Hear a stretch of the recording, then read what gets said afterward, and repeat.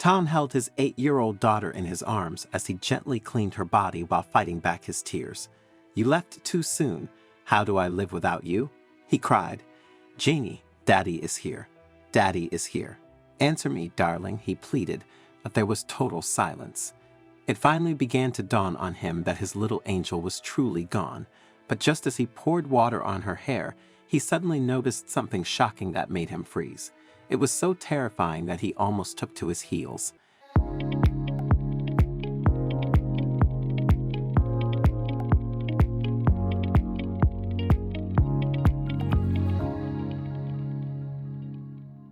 It was midnight, and the only source of light in Tom's bedroom was the dim bedside lamp. The room smelled of green tea, which the couple had enjoyed before going to bed. Tom often found it difficult to sleep after having tea, but as a caring husband, he wanted to please his pregnant wife, Ava, when she suggested that they have a drink together. After having their tea, they both climbed into bed. Ava fell asleep almost immediately, while Tom tossed and turned, struggling to fall asleep. About 3 hours later, he finally began to feel sleepy, but just a few minutes after he had finally drifted off to sleep, he suddenly began to hear whimpering sounds. At first, he thought he was imagining them, but when Ava held his shirt's tail, he knew she was doing it again, so he faced her and cupped her wet face. "Did you have a frightening dream again?" he whispered. "Yes, I will die.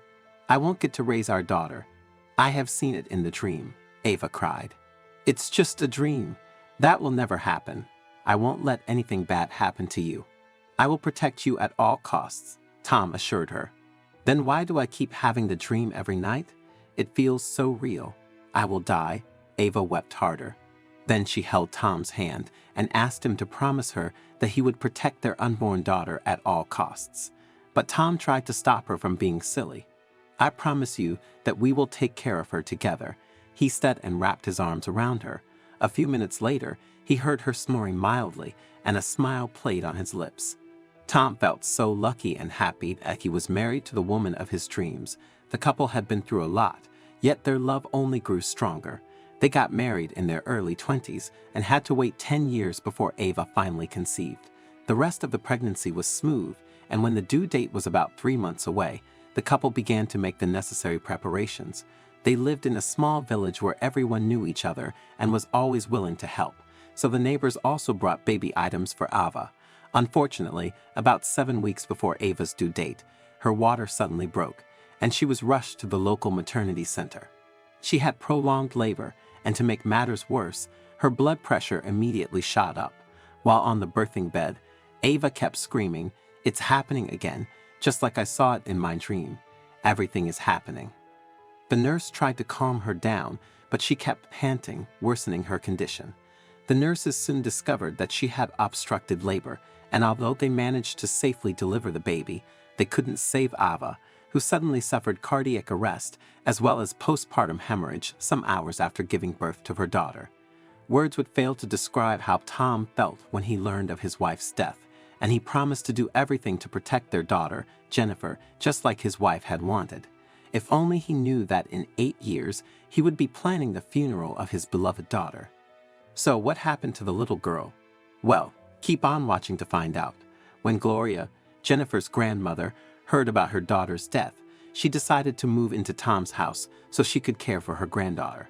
Gloria herself was a widow, and ever since her husband had passed away, she was mostly indoors, so moving to Tom's house and taking care of her granddaughter would spice up her boring life and make her forget a bit of the pain of losing her daughter.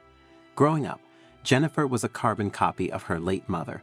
Just like Ava, she loved art, flowers, and herbs. She would often ask her father to buy flowers for her, and when she turned 3, she joined Gloria to plant some flowers in the front yard. Each morning, she would wake up very early to water the plants. Jennifer was a calm, easygoing, and obedient girl, but one day, she gave her father and grandmother the scare of their lives. The family usually had dinner around 6 p.m., and after making the food, Gloria would go to Tom and Jennifer's room to ask them to come to the dining room. But that day, when she got to Jennifer's room, it was empty. Tom and Gloria rushed out of the house and began looking for Jennifer while screaming her name. But just as they were approaching the village outskirts, they saw Jennifer, now 6, running towards them and holding some fresh flowers in her hands. The little girl looked so happy and proud of herself, and she showed her dad and grandmother the fresh flowers she got from a nearby forest. Tom and Gloria were glad that she was safe, but they warned her never to go out there alone again. However, she didn't listen. The next day, she went to the forest again and returned with some fresh fruits and flowers. Gloria always made it a point of duty to accompany Jennifer to the forest, and things continued this way for a while. However, as Jennifer turned 8 and Gloria 70, the elderly woman no longer had the strength to go with her. Even so, whenever Jennifer took too long to return home, Gloria would walk to the outskirts of the village and call out for her granddaughter. Upon hearing her grandmother's call, Jennifer would stop what she was doing and rush to meet her. This routine continued over time, and most evenings, Jennifer would return home with fresh fruits and flowers. Unfortunately, one day, something tragic happened.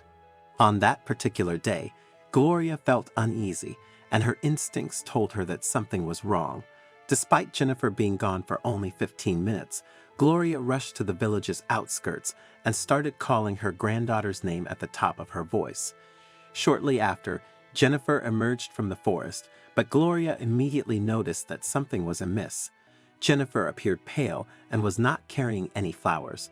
Just as Gloria was about to ask if she was okay, Jennifer clutched her stomach and suddenly collapsed. Filled with terror, Gloria screamed for help, and within a few minutes, some villagers came to her aid. Jennifer was rushed to the health center, but sadly was pronounced dead. Jennifer was taken back home, and her family began to prepare for her burial. Tom, who was crying his eyes out, decided that he would wash his daughter's body before the funeral. As he cleaned her body, she looked so calm and peaceful that Tom was forced to imagine the moments leading to her death. Was she scared? Did she say, "Papa, help me"? Was she in pain? He wondered. Just then, he noticed something at the corners of her mouth that made him freeze. It looked like a blade of grass. With trembling hands, Tom slowly opened his daughter's mouth, and what he saw made him scream. He saw a mixture of herbs wrapped in a tiny piece of weird clothing. No one at the funeral had ever seen such a clothing design, so Tom rushed out of the house and started asking everyone if they knew where the clothing came from. Luckily, someone told him that there was a traditional healer living in the forest who had been seen wearing that exact clothing. Tom rushed back home to his daughter while the villagers, who were more than willing to help, went in search of the traditional healer. You see, this man was an escaped convict who collected rare herbs and elk antlers and sold them illegally. As it turned out, one day he saw Jennifer walking through the woods and immediately came up with an evil plan that would earn him more money. He started by gaining Jennifer's trust, so whenever she came to the forest, he would give her fresh fruits and flowers. On the day Jennifer collapsed, he had given her the herbs her father found in her mouth. The herbs would make her fall into a deep sleep, so he could quickly sell her off to a family who couldn't bear a child and make lots of money in the process. However, Gloria thwarted his plans when she rushed to the forest earlier than usual and called Jennifer, who came running to her only to collapse right in front of her. After a thorough chase, the police eventually found the traditional healer and put him behind bars. So what happened to Jennifer? Fortunately for the little girl, Tom recognized the herbs in his daughter's mouth as sleeping herbs, so he took her into her room, covered her with a blanket, and about 8 hours later, the girl naturally woke up. From that day on, Tom and Gloria were careful never to let Jennifer out of their sight. Tom was also glad that he kept the promise he made to his late wife to protect their daughter. I'm really keen to know your thoughts on this story, so please don't hesitate to share your insights in the comments section below. If you enjoyed this video and found it engaging, I invite you to subscribe to our channel for more similar content. Feel free to share this video. Take good care of yourselves, and I'm excited to connect with you in our future videos.